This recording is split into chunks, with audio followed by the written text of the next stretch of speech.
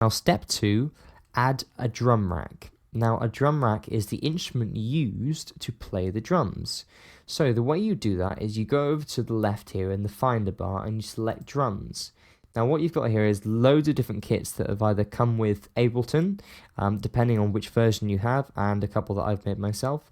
And it's also got the drum rack here. So if you double click on this, it'll bring up the drum rack, or you could alternatively drag it over.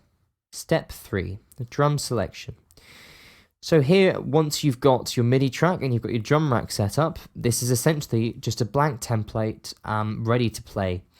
However, you need your sounds and you need your drums. So here's where you make your selection of what drums you'd like to use. So once you click the drum section up here like you did to add the drum rack, you'll see it's got loads of different kits. So you've got kit 606, as you can hear, 7, loads of different kits to use.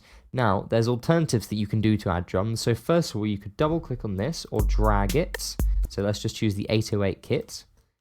Drag this down to the drum rack here.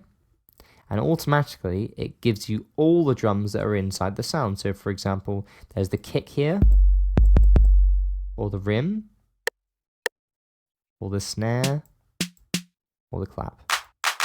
So you've got all different drums in here straight away, and this is a good way just to get straight into it. Step 4, create a MIDI clip. So the next step is where we actually start making our drum sequence.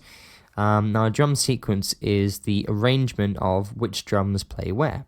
Now the way you do that is you have to make something called a MIDI clip. So because this is a MIDI track, we create this thing called a MIDI clip, which you put and program where the drums you want to play and when.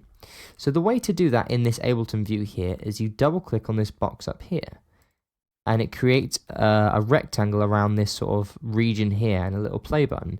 Now when you go down here, obviously the view of the drums have changed. To go back to the drums, you simply click back on the kit, double click, and it gives you back to the drums.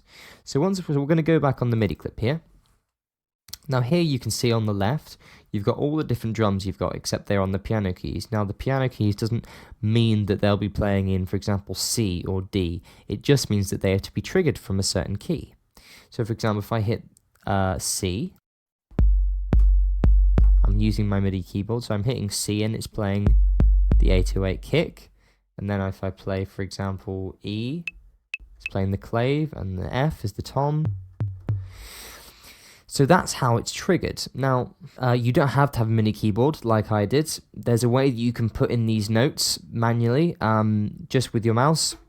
Now, the pen tool is located all the way up in the top right-hand corner next to the little keyboard, as you can see here. So if you click that, it'll highlight yellow so that you know you're using it.